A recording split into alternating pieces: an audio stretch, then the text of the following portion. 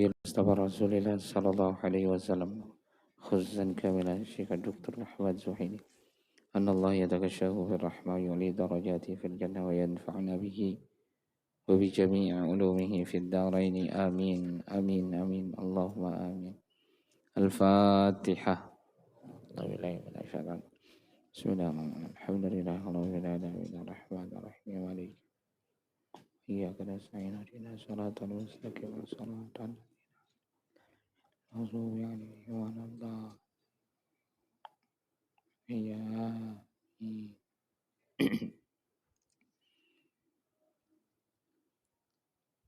نحمد الله الذي علم بالقلم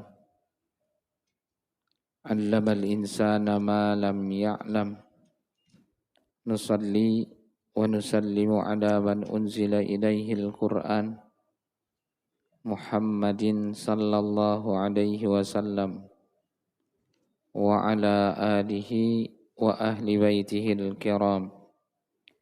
رب اشرح لي صدري ويسر لي أمري واحلل عقدة من لساني يفقه قولي أما بعد. Bapak Ibu jamaah salat subuh yang dirahmati oleh Allah Subhanahu wa taala.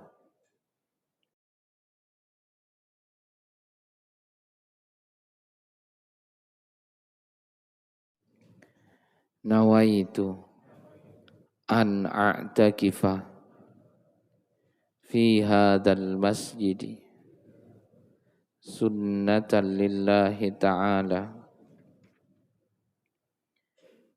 Di dalam hati masing-masing sengaja saya niat i'tikaf dalam masjid ini sunnah karena Allah Ta'ala.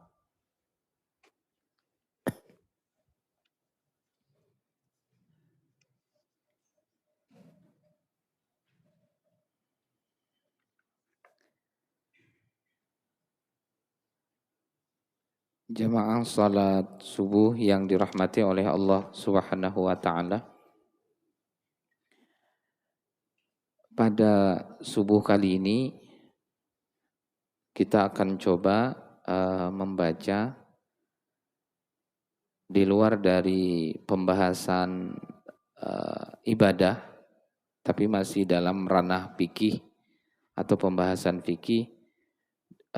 Kitab ini kalau di kitab ini juz keempat dia yang biasa kita baca, pembahasan tentang al-ahwalu syakhsiyah, tentang permasalahan diri seseorang atau lebih tepatnya permasalahan rumah tangga,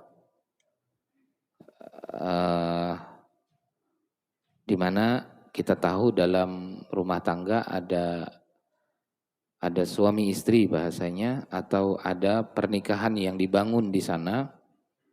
Begitu pula di dalam pembahasan itu ada perceraian yang terjadi dalam rumah tangga. Nah, karena banyak di antara kita atau di masyarakat kita bahkan tidak memahami terkait ketentuan ataupun aturan-aturan yang ada dalam agama. Yang saya sampaikan lebih awal, nanti ada sedikit berbeda pandangan antara aturan agama atau dalam bahasa fikih dengan aturan negara gitu, atau ketentuan negara. Kalau di negara kita menggunakan bahasanya hukum positif atau kompilasi hukum Islam. Tapi ada beberapa yang dia bertolak belakang dengan tuntunan fikih atau dengan fikih, bahasa fikih, khususnya dalam bahasa fikih klasik. Contohnya tuh gini, kalau ada suami istri bertengkar, bermasalah dalam rumah tangga mereka, lalu pada saat itu emosi suaminya, kemudian suaminya mengatakan kata-kata cerai, atau menceraikan istrinya, misalkan kejadian malam, disampaikan bahwa engkau saya cerai atau engkau saya talak.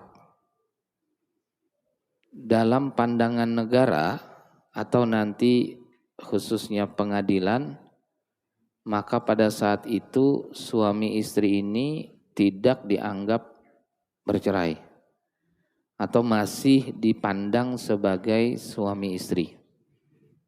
Karena perceraian yang dianggap berlaku atau dianggap benar-benar bercerai itu adalah perceraian yang dilakukan di pengadilan. Kalau dilakukan di rumah atau di luar pengadilan, maka tidak dianggap perceraian tersebut. Nah, tentu itu berbeda dengan pandangan agama, gitu, dengan tuntunan agama, bahwa dalam agama itu yang namanya cerai tersebut apabila telah terpenuhi rukun daripada cerai itu, maka dia telah jatuh talak atau jatuh cerai. Nah, ini perlu dipahami bersama oleh kita ketika mendapatkan kejadian seperti itu. Ya.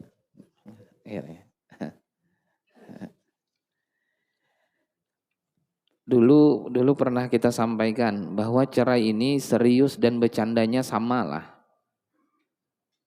Serius dan bercandanya seorang suami yang mengucapkan kata-kata cerai itu, dia dianggap sama atau berlaku hukumnya gitu. Dan saya pribadi beberapa kali berjumpa,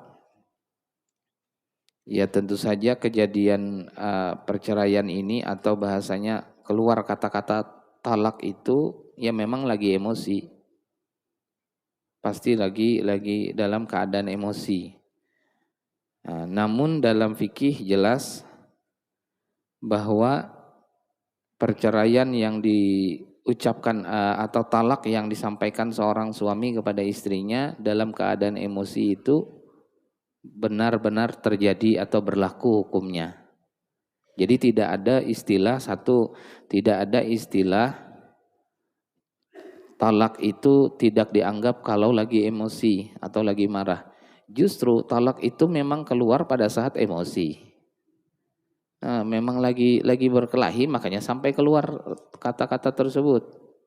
Kalau lagi baik-baik saja tidak ada. Jadi itu ada juga kesalahpahaman di masyarakat kita.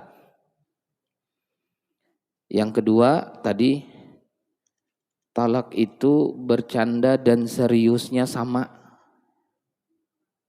Sehingga orang-orang muslim, kaum muslimin atau para suami itu tidak akan mengucapkan ataupun mempraktekkan ini, atau bahasanya sangat menghindari semarah apapun atau seemosi apapun.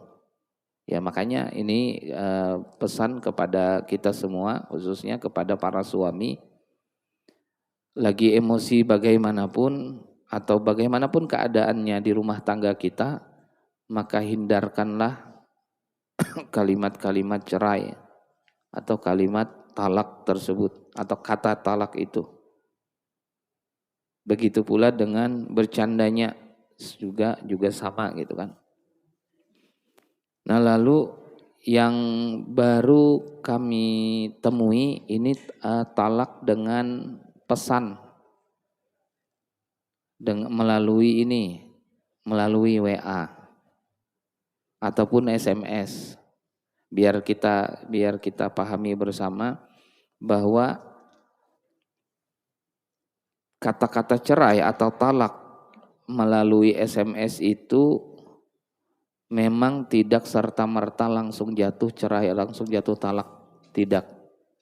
Tetapi tergantung niat dari suaminya. Jadi dia dianggap berlaku tuh kalau ada niat memang.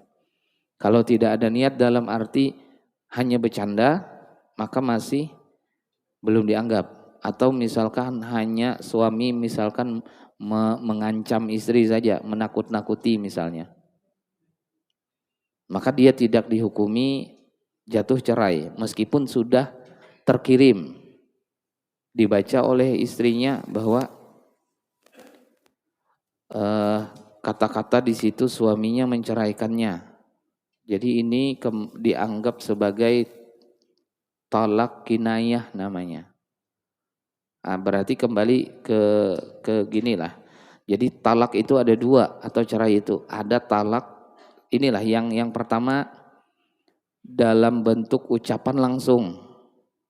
Dan di sini rukun talak itu tidak ada atau syaratnya tidak ada, harus ada saksi. Berarti nggak ada istilah saksi. Bila ada seorang suami mengucapkan saya cerai istri saya atau saya talak istri saya, dia mengucapkannya sendirian. Tidak ada istrinya di hadapan, tidak ada yang melihat, hukumnya telah berlaku. Siapa tahu latihan di depan kaca, depan cermin, supaya ekspresinya dapat. Latihan begitu, itulah dihukumi. Padahal dia tidak ada niat. Tapi karena ini terucap lah. Ini diucapkan langsung. Apalagi dalam rumah sedang berkelahi di rumah tangga dengan istri sedang marah-marahan. Lalu kata suaminya, engkau saya ceraikan. Maka pada saat itu juga jatuh cerai. Padahal suaminya ini mungkin menggertak saja. Menakut-nakuti biar istri mungkin diam atau biar istri takut pada saat itu. Makanya tidak bisa kata-kata cerai ini di sini nanti hanya pengecualian, ada beberapa pengecualian, salah satunya seperti saya yang sedang menjelaskan. Nah, karena kalau tidak diberikan pengecualian, tidak bisa dijelaskan ini. Nah, kan tadi saya mengucapkan kata-kata kamu saya cerai. Itu dianggap pengecualian bagi seseorang yang sedang mengajarkan, bagi seseorang yang sedang mencontohkan agar jelas bisa dipahami. Jadi yang pertama, cerai itu bahasanya sarih. Sarih itu diucapkan jelas oleh si suami. Baik diucapkannya di hadapan istrinya, ataupun istrinya tidak ada, tetap berlaku. Baik ada niat ataupun tidak ada niat. Baik dia tadi tidak ada niat, bahkan bercanda saja. Bahkan lebih umum dari itu. Dulu pernah saya sampaikan, dia bercanda sama teman-temannya. Nih di sini mohon maaf bapak-bapaknya, kata suaminya yang sebelah sini, nih ibu-ibu yang di sebelah nih, semuanya saya cerai. Sekalinya ada istrinya di situ ikut. Maka benar si istri telah jatuh talak atau telah jatuh cerai. Padahal dia bercanda. Atau dia tidak tahu, kalau itu kan jelas tahu, misalkan di pasar Segiri, lewat depan pasar Segiri, ngomong ke teman-temannya, ini nah yang dalam pasar Segiri ini semuanya saya ceraikan. Sekalinya istrinya lagi beli lombok di situ. Ya sama, coba segitu saja tetap dihukumi jatuh hukum talak, jatuh cerai itu. Makanya tidak orang beriman akan menghindarinya. Itu satu, kata-katanya jelas lah. Bisa diwakili oleh talak, bisa diwakili oleh cerai, atau kita telah berpisah, atau kita pisah. Itu sama, pokoknya yang kata-katanya jelas bisa langsung dipahami. Nah lalu yang kedua, kata-katanya tidak jelas, disebut dengan kinayah. Lagi berkelahi, marah suaminya, sampai tiba-tiba suaminya membentak, keluar dari rumah ini. Keluar, diusir dari rumah atau dari kamar. Sedang emosi, namanya kinayah. Mirip kayak cerai sebetulnya. Tapi karena dia tidak menggunakan kata langsung, dia hanya bahasanya keluar. Keluar itu kan tadi bisa dimaknai memang mengusir untuk menceraikan atau mengusir untuk sementara agar tidak bertambah emosi. Nah, yang hal seperti ini disebut dengan kinayah, dia tergantung niat. Pulang sana ke rumah orang tuamu. Disuruh pulang. Sekalinya itu rumah orang tuanya. Nah, yang begitu namanya kinayah. Sekali lagi yang seperti itu namanya kinayah, dia tidak langsung jatuh tak cerai, tergantung niat. Yang mirip dengan itu dengan SMS atau WA. Meskipun kata-kata di SMS itu jelas, engkau aku ceraikan. Itu kan kata-katanya jelas, tapi melalui via SMS, via WA itu dianggap kayak yang tadi kinayah tadi, tergantung niat suami. Karena kata ulama siapa tahu suaminya itu memang tidak ada niat untuk menceraikan istrinya, cuma latihan menulis saja di WA. Sekalinya terkirim betulan. Karena kan apalagi kayak kita hari ini layar sentuh. Pas dia ketik latihan ini suatu saat kalau ada masalah apa-apa atau latihan mencerai, sekalinya terkirim betulan ke istri. Pada saat itu jatuhkah cerai? Tidak. Tergantung niat tadi, karena niatnya pasti tidak mencerai. Bisa dipahami lah. Namanya bil kitabah. Nah, tapi semua itu yang kayak tadi tidak berlaku kalau di pengadilan atau di negara.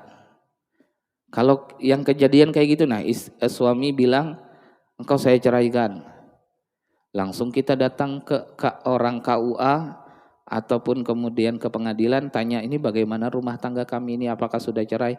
Pasti mereka akan menjawab itu belum terjadi perceraian.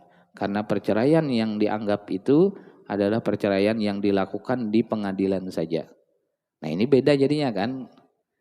Kalau di agama sudah jelas, sudah berlaku perceraian tersebut. Tapi kalau dalam negara atau dalam catatan negara bahasanya dia tidak. Nah ini perlu dipahami memang begitu. Negara kita menggunakan hukum positif. Kompilasi dari hukum Islam yang dia dibijaksanai sendiri begitu nah oleh negara, dan itu yang berlaku. Kan berarti sebelumnya apa? Masalah nikahnya. Nah di kita kan ada nikah secara agama. Syarat rukunnya terpenuhi, agama akan bilang sah. Tapi negara akan bilang kami tidak menganggap itu sebagai suami istri. Kenapa? Karena tidak tercatat di KUA, tidak ada data-datanya, berarti kami tidak menganggap dia sebagai seorang suami istri. Yang kita sebut dengan nikah siri. Jadi nikah yang dianggap itu adalah pernikahan yang dilakukan tercatat di KUA. Baru kemudian dianggap resmi sebagai seorang suami istri. Kalau enggak, negara tidak menganggap. Dengan kata lain, dianggap tidak sah pernikahan itu. Gitu.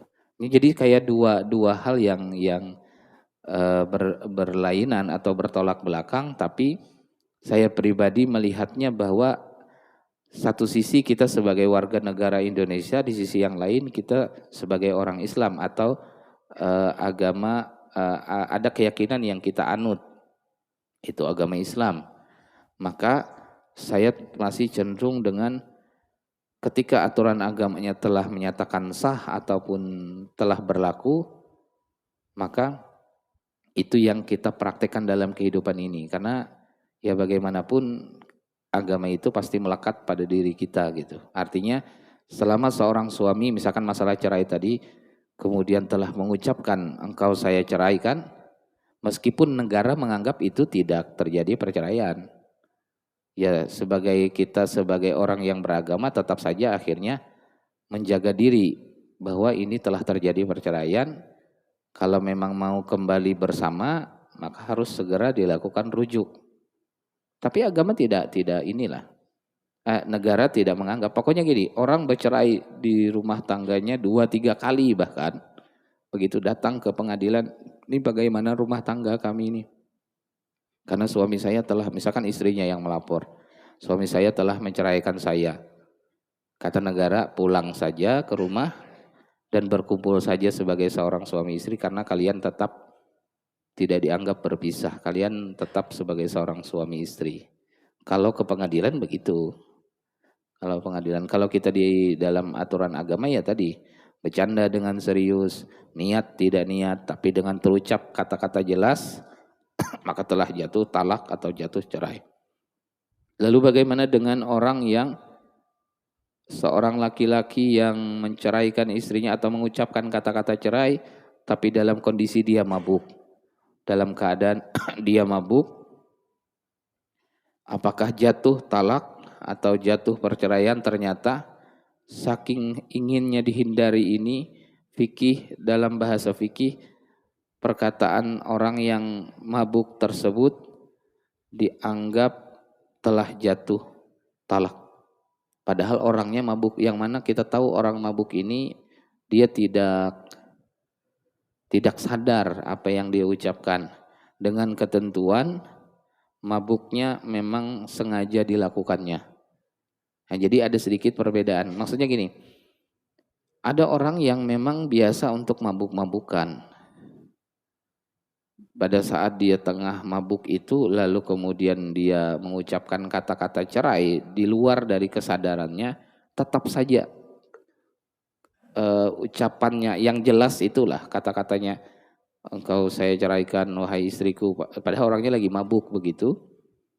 Selama mabuknya tadi memang sengaja dilakukannya, maka telah jatuh hukum talak atau cerai tersebut. Coba sampai segitunya di Islam. Berbeda dengan orang yang mabuk misalkan dikarenakan ketidaksengajaan, tiba-tiba misalnya dirinya mabuk lalu kemudian mengucapkan kata cerai tersebut, maka tidak berlaku. Jadi tergantung mabuk yang dia alami, mabuknya saat itu karena apa, atau dasar pertama kali mabuk itu disengaja memang ingin mabuk atau di luar dari kemampuannya sampai akhirnya dirinya mabuk begitu. Lalu di kita kan perceraian itu terjadi kan, kalau di Al-Qur'an ini at-talaqu marratan, talak itu hanya 2 kali bahasanya. Talak itu 2. Maksudnya yang bisa kembali, kalau ingin kembali lagi bersama dalam arti tidak terlalu repot prosesnya adalah ketika talak 1 namanya dengan talak 2. Kalau talak 3 maka peluang untuk kembalinya masih ada tapi sangat kecil dan melalui proses yang panjang dan lebih sulit. Maksudnya di sini kita mengambil pendapat yang inilah yang paling ringan saja. Yang disebut talak 3 itu adalah kejadian talak atau kejadian cerai 3 kali sudah kejadiannya sepanjang berumah tangga itu. Jadi bukan yang talak 3 baru kejadian pertama tapi langsung talak 3, kan bisa juga. Nah, masyarakat kita itu, saya kemarin berjumpa juga dengar informasinya, beliau itu nikahnya Februari tadi, berarti masih baru kan, sampai hari ini ya kurang lebih 6 bulan. Dalam emosi yang sangat meledak-ledak, marah luar biasa, tiba-tiba dia berucap, engkau saya ceraikan dengan talak 3 langsung. Karena mungkin sangat marah sekali. Nah, perlu diketahui yang begitu, satu, suami dapat dosa yang mengucapkan langsung. Karena dia dianggap talak bid'ah. Jadi ginilah, seorang suami itu kalau memang mau menceraikan istri dalam arti karena terlalu tidak bisa lagi dipertahankan, maka ceraikan saja, talak satu bahasanya, atau talak pertama. Jangan langsung ketiga. Mungkin karena saking marahnya, saking bencinya misalkan pada saat itu sama istri, padahal kan hati manusia itu berubah-ubah. Kondisinya tidak sama kadang-kadang. Jadi jangan sampai langsung, nah yang saya temui itu, beliau langsung berucap, engkau saya talak 3. Yang seperti itu ternyata suami yang berucap atau melakukan hal tersebut dianggap berdosa. Nah lalu bagaimana hukumnya? Apakah hukum talak 3-nya berlaku atau tidak?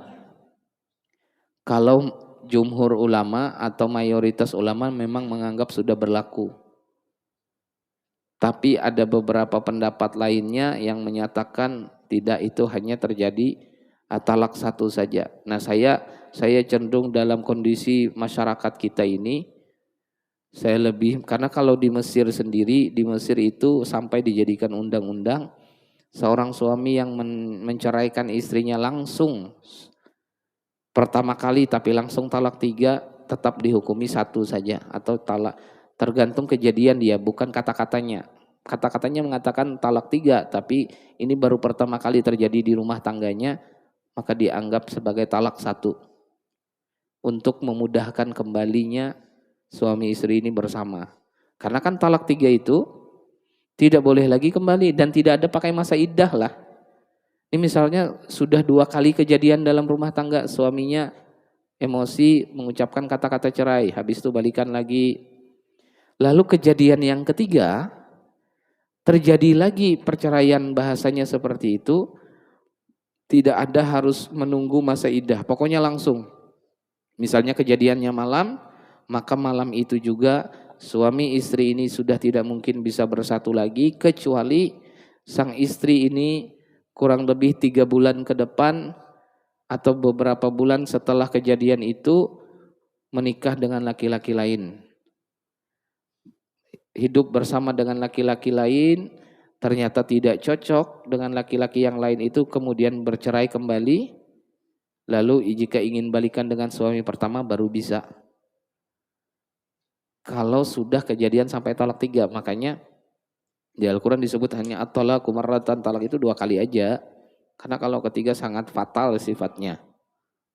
Adakah yang terjadi di masyarakat kita? Ada. Jadi sekali lagi khususnya untuk kita, ya kita berlindung kepada Allah dari hal-hal yang tidak diinginkan. Mudah-mudahan Allah jaga rumah tangga kita. Allah berikan kedamaian, ketenangan di hati kita, di hati istri, di hati keluarga kita semua. Bahwa sekali lagi semarah apapun, jangan menggunakan atau mengeluarkan kata-kata cerai ini. Hindarkan saja. Seandainya memang sudah tidak mungkin, kadang kan saya itu pernah mendengar juga istrinya yang meminta, yang memancing bahasanya. Cerai aja kita sudah ceraikan berapa kali seperti itu, suaminya kemudian akhirnya mengiyakan, iya kamu saya ceraikan. Ya tapi kalau kejadiannya seperti itu karena sama-sama emosi, ya sekali lagi ini talak 1 bahasanya. Bagaimana mau kembali setelah itu, misalkan setelah cekcok yang sangat dahsyat ini, ternyata seminggu setelahnya sudah mulai reda sama-sama, kemudian merasa terlalu emosi saja kemarin. Bagaimana jika ingin kembali? Maka tinggal suaminya menyatakan kita baikan atau kita kembali saja lagi sama-sama, istrinya mengiyakan, selesai. Dan tidak ada saksi apa-apa di sana. Namanya rujuk. Langsung aja begitu. Selama masih dalam masa iddah. Masa iddah itu apa? 3 kali suci. Setelah kejadian tadi itu setelah kejadian di malam-malam, kejadiannya misalnya suaminya mencerai istrinya ini, anggaplah 3 kali suci ini 3 bulan ke depan. Masih 2 bulan kejadiannya, 2 bulan yang lalu. Lalu suaminya sudah tenang, istrinya juga sudah tenang dan sama-sama masih suka, akhirnya bisa saja gini lah, misalkan istrinya pulang ke rumah orang tuanya, datang suaminya jemput, maka selesai sudah, langsung saja, itu disebut dengan rujuk.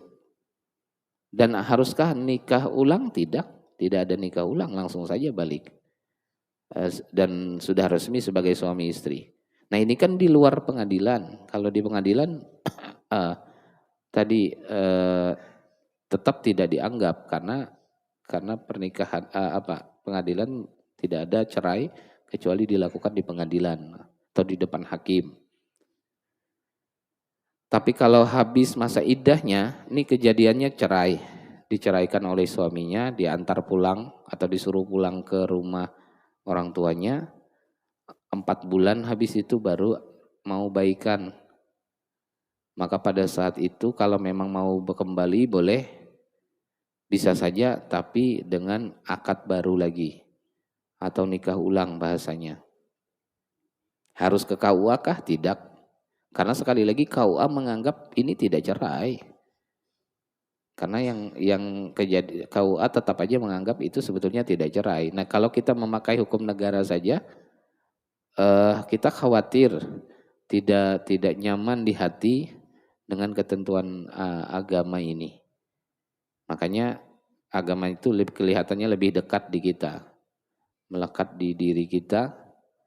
Tapi setidaknya kita tahu informasi bahwa kalau di KUA atau pengadilan, ya dia yang tercatat, yang di hadapan pengadilan atau tercatat di KUA itulah yang berlaku. Bisa dipahami sampai situ?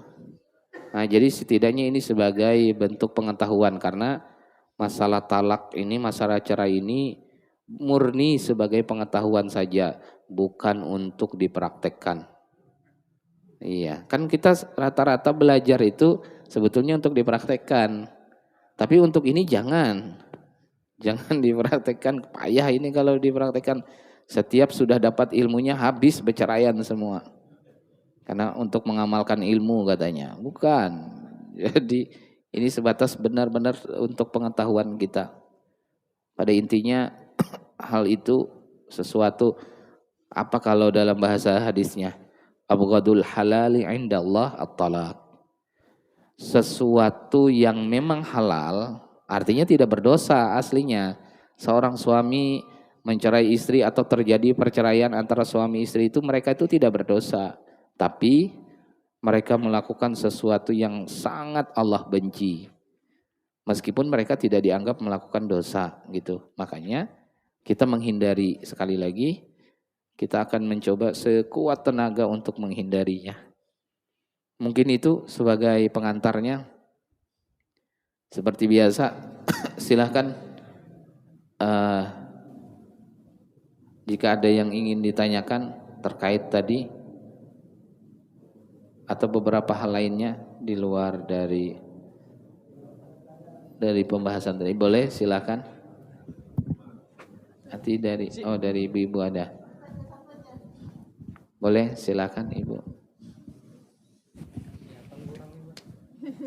Bismillahirrahmanirrahim. Assalamualaikum warahmatullahi wabarakatuh. Waalaikumsalam. Ustadz, kaitan yang disampaikan tadi, ada yang ingin kami tanyakan. Bagaimana seandainya ada seorang suami atau seorang istri yang masih menjalin hubungan dengan mantannya walaupun dengan lewat media sosial, atau mungkin lewat WA atau telepon. Apakah itu termasuk tergolong daripada selingkuh, Ustaz? Terus dari situ salah satu pasangannya merasa tersinggung, merasa nggak dihargai, ya mungkin bisa mengusir istrinya. Itu belum termasuk talak ya? Hanya mengusir aja gitu. Terima kasih mohon penjelasannya, Ustaz. Assalamualaikum warahmatullahi wabarakatuh. Waalaikumsalam. Memang terkadang kehidupan kita ini tidak seperti yang kita cita-citakan. Sebetulnya itu apa? Itu bagian daripada bahwa manusia ini sangat lemah sekali.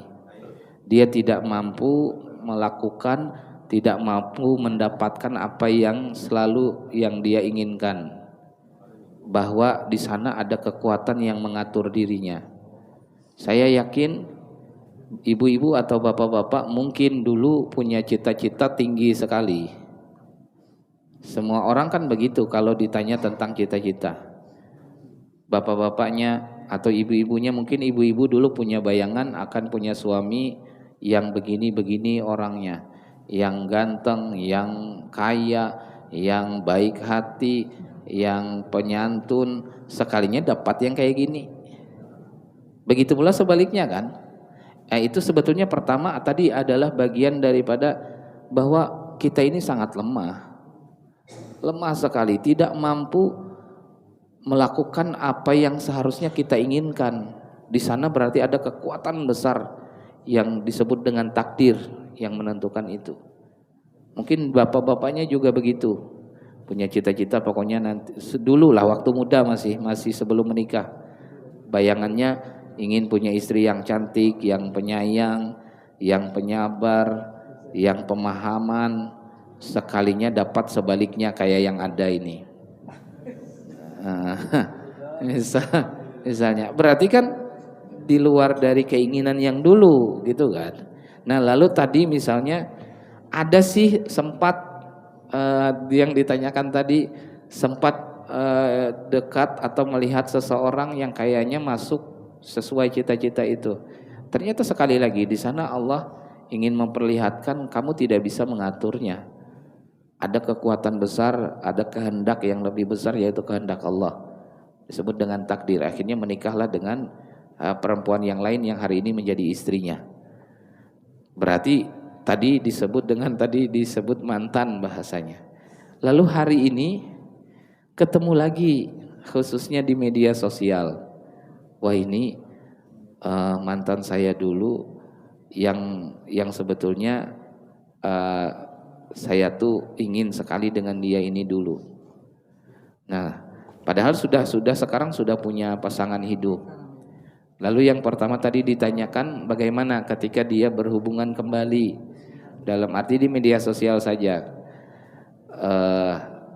Tanya-tanya di mana tinggal, bagaimana kabar dan seterusnya. Apakah itu dianggap selingkuh ya? Saya tidak tahu itu. Kalau dalam rumah tangga seseorang ya dianggap selingkuh dia ketika kan gini, namanya khalwat. Khalwat itu berduaan tapi tidak langsung secara fisik.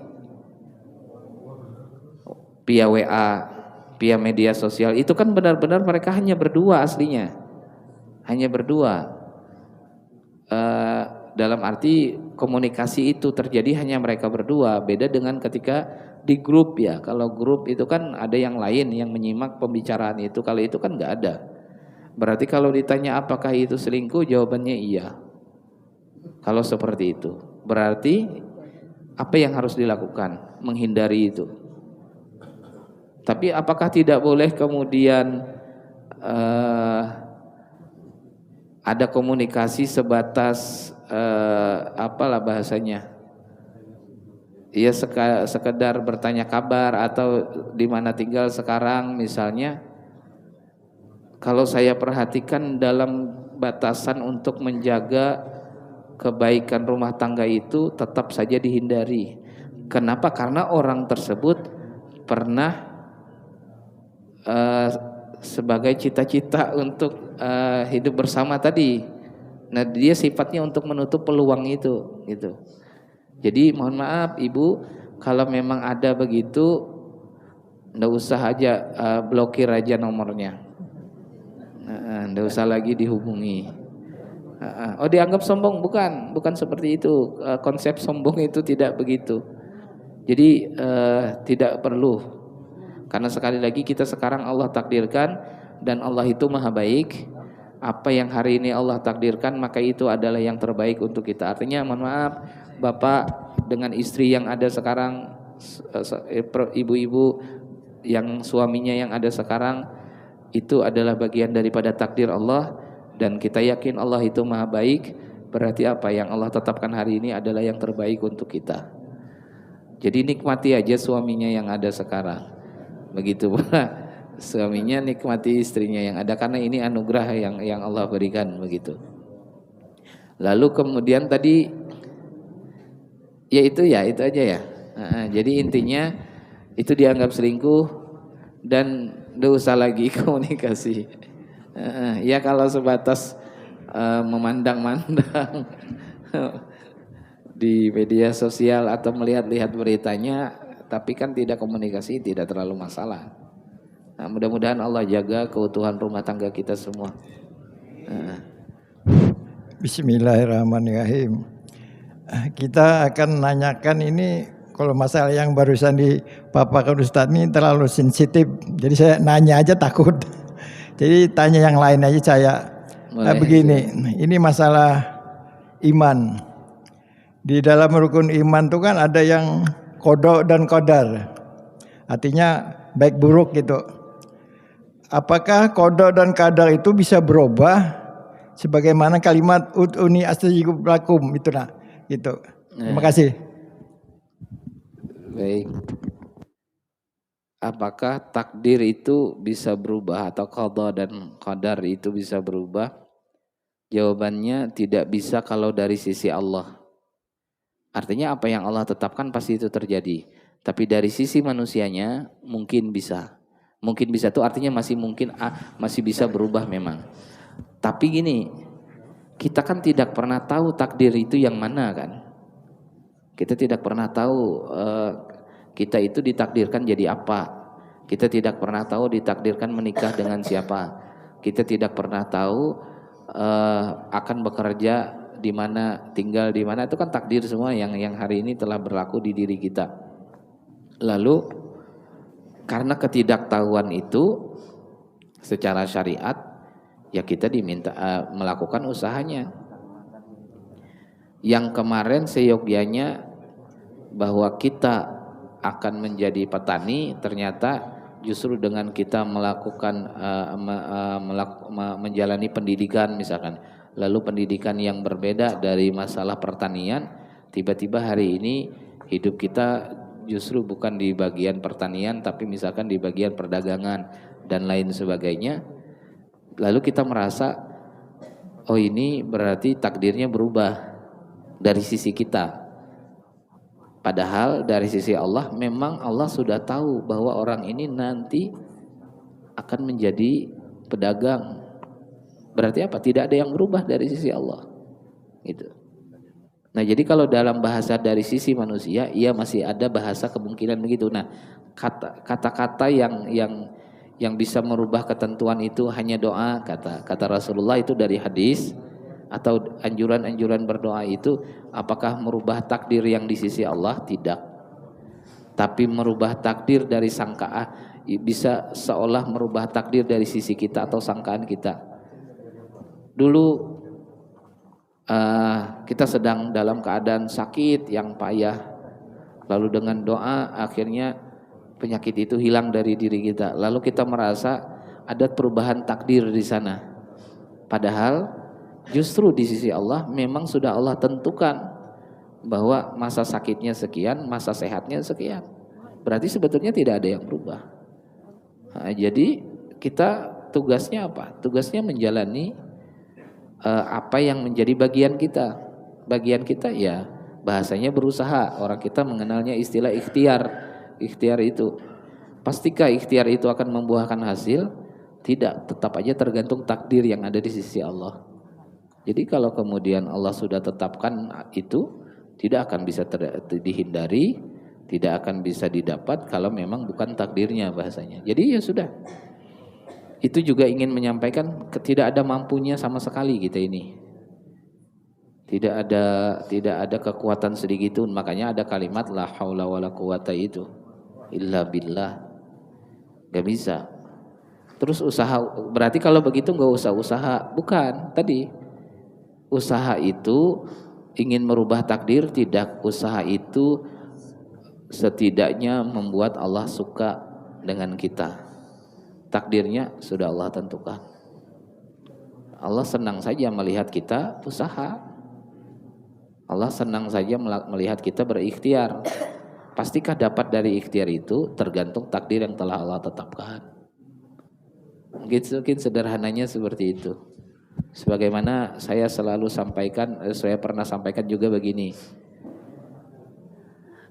Kalau kita jualan, kemarin rumah makan misalnya, kita jualan di warung, buka warung, rame pelanggan, banyak orang makan di sana. Tiba-tiba ada juga orang buka warung tidak jauh dari tempat kita jualan, lalu jualan kita menjadi lebih sepi atau separohnya berkurang. Pelanggan kita ini pindah ke warung yang baru. Apakah gara-gara warung baru itu lalu kemudian membuat rezeki kita ini berkurang? Jawabannya tidak. Tapi karena takdir yang sudah Allah tetapkan. Apa takdirnya? Takdirnya kita akan rame warungnya sampai bulan sekian dan akan sepi dari bulan sekian. Begitu sudah sampai waktunya di bulan yang harusnya sepi, Allah buat sebabnya, tiba-tiba ada yang bikin warung. Jadi orang bikin warung itu bukan karena dia bikin warung lalu kemudian kita sepi, tapi karena kita punya takdir warung kita akan sepi, dibuatkan orang lain buka warungnya. Akhirnya kalau begitu cara memandangnya, sama sekali kita tidak ada masalah dengan siapapun yang kemudian berjualan yang sama dan seterusnya. Bisa dipahami lah maksudnya. Ibu-ibu paham? Kayak tidak meyakinkan gitu, ngangguknya tidak serius.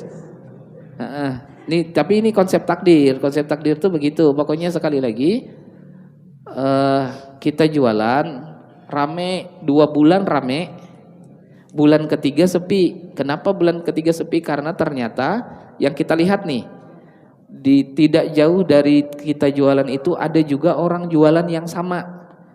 Kalau dari sisi manusia kita akan bilang begini, gara-gara orang itu buka warung toko yang sama, akhirnya toko kita jadi sepi. Padahal takdirnya bukan begitu. Hakikatnya gini, Allah memang takdirkan toko kita itu ramai hanya 2 bulan. Bulan ketiga Allah akan takdirkan toko kita sepi. Begitu sampai ke bulan ketiga, sudah akan menjalani takdir toko yang sepi ini tadi. Lalu Allah buatkan sebabnya, orang lain buka toko.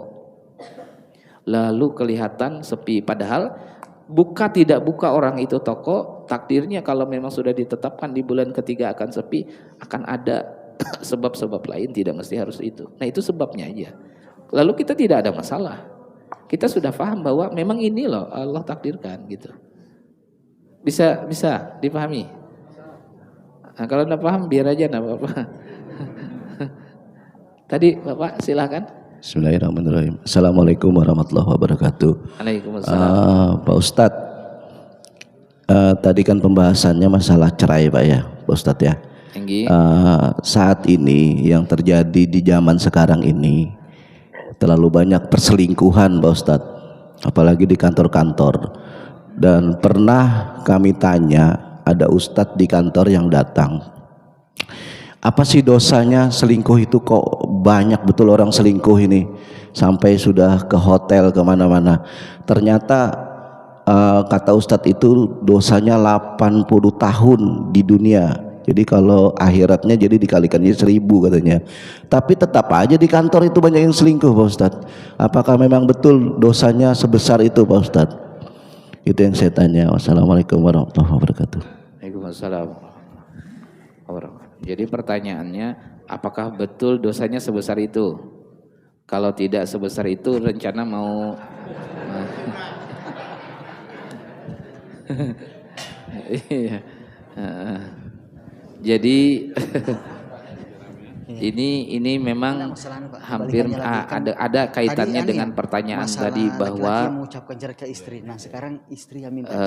perselingkuhan itu terjadi bukan karena hanya ada niat dari pelakunya, tapi juga ada karena ada kesempatan. Jadi memang yang paling mendominasi akan terjadi perselingkuhan atau tidak itu adalah keimanan seseorang.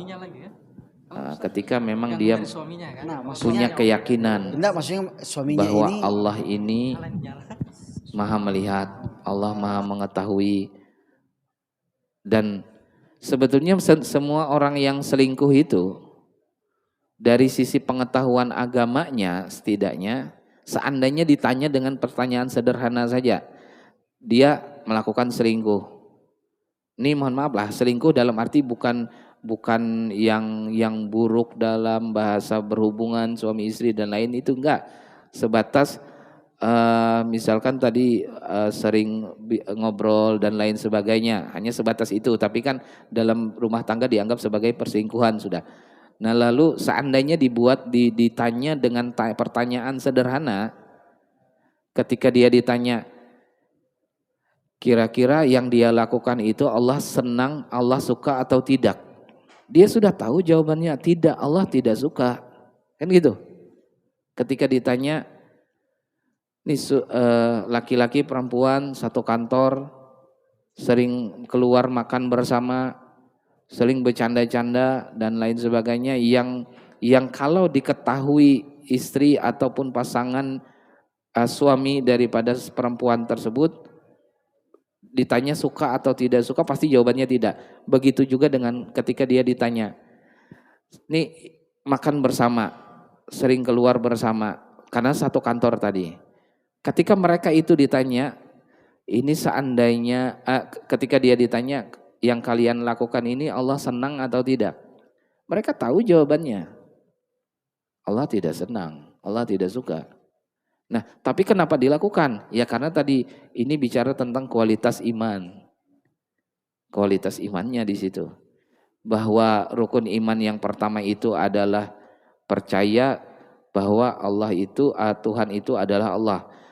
Konsekuensinya kalau memang percaya berarti mengetahui bahwa Allah itu Maha melihat. Harapan yang ditarget dalam hidup ini hanya ridhanya Allah. Ini iman yang seharusnya.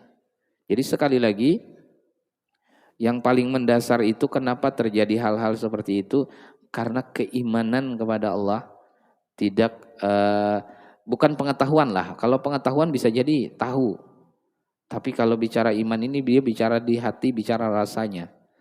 Rasa terhadap pengetahuan yang dia miliki. Dia tahu Allah Maha melihat, dia tahu kalau ditanya Allah suka enggak kalau yang bukan suami istri lalu mereka sering atau bahasanya melakukan perselingkuhan itu, mereka akan jawab apa? Allah tidak suka.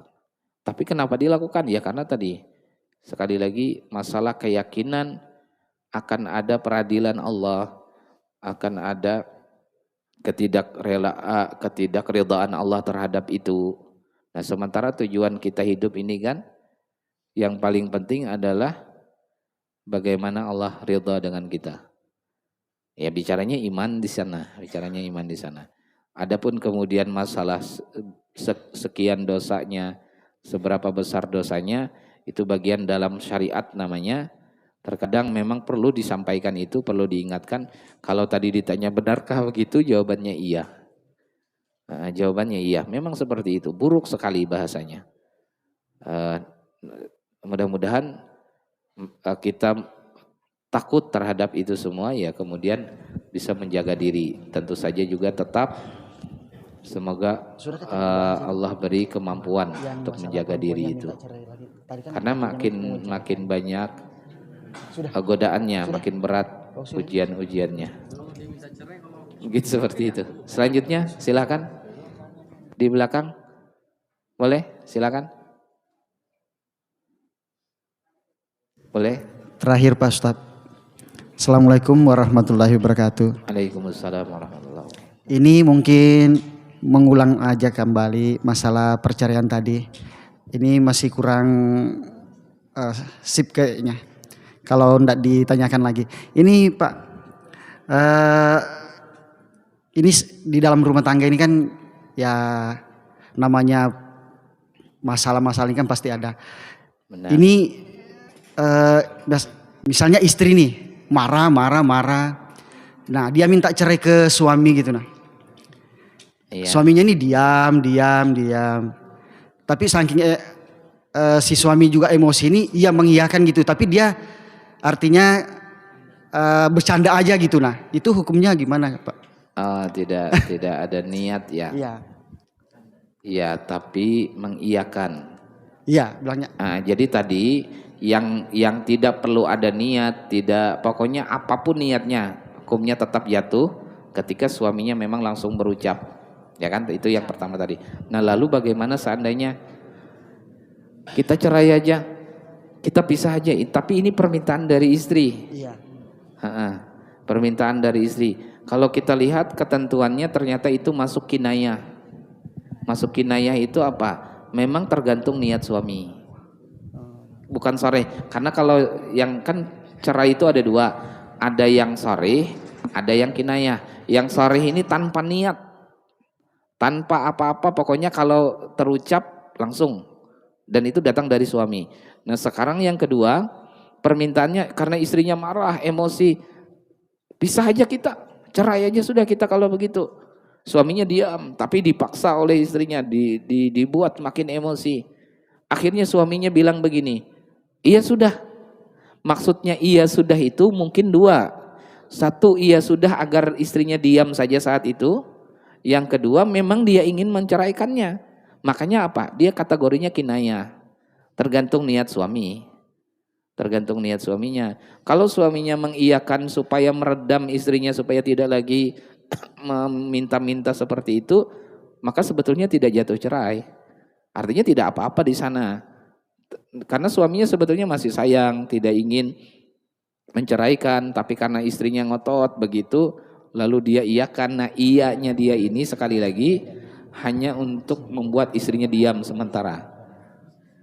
Sebetulnya dari sisi hukum maka tidak jatuh perceraian saat itu. Jadi aman aja tanpa harus apapun mereka akan kembali bersama. Karena aslinya tidak berpisah. Tapi ketika istrinya kita cerai aja sudah, kita pisah saja. Beberapa kali itu diulang-ulang. Emosi suaminya lalu kemudian menyatakan iya kita cerai, bahkan langsung terucap setelahnya, atau bahkan iya saja memang niatnya memang membuat ini perceraian, baru jatuh. Berarti apa? Benar dia kinayah, perlu niat suaminya. Jelas lah? Jelas. Makasih Pak Ustadz. Baik. Mungkin itu mudah-mudahan ada manfaatnya. Mohon maaf atas segala kekurangan. Sekali lagi kita berdoa memohon ke Allah, mudah-mudahan Allah lindungi, Allah jaga kita semua. Allah lindungi keluarga kita, Allah lindungi keturunan anak cucu kita semuanya. Mudah-mudahan Ustaz, satu lagi kata ketua Ustaz. Ini masanya ketua yang minta. Oh iya. Ketua, boleh silakan. Karena bahaya kalau tidak di ini bisa Sabtu ya, bismillahirrahmanirrahim. Jadwal lagi. Alhamdulillah Ustaz, karena memang pembahasan fikih rumah tangga ini kan memang luas sekali. Tadi yang kita dengarkan adalah terkait dengan seorang suami, tapi kurang terdengar terhadap kasusnya istri. Kasus istri ketika suatu pernikahan lalu istrinya itu meninggalkan suaminya gitu. Terus suaminya dengan tulus ikhlas dia menunggu sampai dia sadar gitu. Kalau dia itu sudah terikat oleh ikatan suami istri. Nah, yang ingin saya tanyakan ini batasan sampai berapa lama gitu nih suami itu dengan keikhlasan untuk menunggu istri yang yang keluar rumah itu, gitu. Sampai berapa lama? Kemudian adakah tuntutan seorang suami kepada istri yang meninggalkan suaminya itu? Terima kasih Ustaz. Assalamualaikum warahmatullahi wabarakatuh. Waalaikumsalam warahmatullahi wabarakatuh. Pertama, kalau masalah waktu menunggunya nggak ada, tergantung kesabaran suaminya dan kerelaannya untuk menunggu dalam waktu yang lama. 10 tahun sudah, tapi berarti memang benar-benar sabar sekali sang suami. Ya nggak apa-apa, nggak apa-apa, aman aja. Iya. Lalu bagaimana dengan istri yang pergi meninggalkan suami? Apa istilahnya ya dalam fikih? Nusyuz, iya. Nusyuz itu durhaka ya, durhaka yang jangankan masuk ke dalam surga, mencium aroma surga saja dia tidak. Buruk sekali sebetulnya. Seorang istri yang lari dari suaminya. Maksudnya ini suami resmi kan, suami resmi. Sementara 1000 tahun perjalanan surga itu sudah tercium aromanya. Dan seorang istri yang seperti itu, tadi jangankan masuk surga, mencium aroma surga saja dia tidak, sangat buruk. Makanya istri itu kan lalu dalam ketentuan fikih sebetulnya aturan pertamanya lah, aturan dasarnya dia keluar daripada rumahnya, keluar daripada rumah yang ini kan suami sebetulnya. Itu pun harus izin kan. Kenapa ada aturan itu? Ya karena bagian daripada agar tidak terkena yang namanya nusus tadi. Jadi, tapi kan hari ini suami istri saling memaklumi sudah. Kalau sebatas urusan memang ada keperluan mendesak lalu tidak izin, maka suami dari awal harus memahami bahwa atau disepakati nggak apa-apa, nggak beritahu. Cuma kan kalau dalam aturannya dia dianggap nusus sebetulnya. Ya kecuali suaminya yang meridai. Ridha. Nah kan suaminya ini ada orang yang memang benar-benar sabar tadi. Dan dia tidak ingin istrinya kemudian dianggap durhaka, dia merelakan. Boleh bisa begitu, artinya akan ada berubah ketentuan hukum di sana ketika dengan kesabaran dan keridhaan suami itu. Jadi suami ini memiliki pahala yang sangat besar sudah di sisi Allah kalau ada yang begitu. Nah yang di tempat kita kan istrinya baru keluar sebentar, suaminya nikah lagi sudah dengan yang lain. Nggak bisa ditinggal, nggak bisa ditinggal. Karena ya begitulah, sekali lagi dia kembali sebetulnya ke masalah keimanan seseorang, keyakinan terhadap bahwa ada aturan, ada Allah, ada Tuhan yang kemudian yang harus dia taati. Jadi itu yang jadi hari ini lebih penting kemudian dimiliki oleh orang kita. Masalah iman itu tadi. Bukan sekedar tahu lah, sekali lagi ilmu itu pengetahuan, tapi kalau bicara iman dia lebih daripada pengetahuan tentang rasa di hatinya. Seperti apa dia merasakan kehadiran Allah, seperti apa dia merasakan Allah melihat, Allah maha mengetahui dan begitu seterusnya. Nah karena saya tidak ingin ada orang-orang, tapi orang itu kayak orang alim bahasanya. Ya tadi kalau alim disebut dengan tahu. Bicara keimanan dia tidak mesti hanya di pengetahuan begitu. Ada orang yang pengetahuannya sederhana, tapi imannya baik sekali. Imannya baik sekali, lalu dia benar-benar menjaga terhadap aturan-aturan agamanya. Sederhananya gitu. Jadi kalau ditanya batasan waktu nggak ada. Selama suaminya memang bisa bersabar, maka tidak ada masalah. Sabar-sabar aja suaminya bahasanya begitu. Mungkin itu mudah-mudahan ada manfaatnya. Mohon maaf atas segala kekurangan. Tadi maaf sedikit lagi. Takdirnya gini. Tadi kan ketua mau nanya. Lalu seandainya suatu saat ketua berganti, lalu saya tidak lagi di jadwal pengajian di sini, apakah karena ketua berganti? Bukan sebetulnya. Karena takdir saya sudah tidak lagi ditakdirkan pengajian di sini. Sebabnya ketuanya diganti, gitu kan? Atau sebabnya ketuanya marah, itu kan begitu.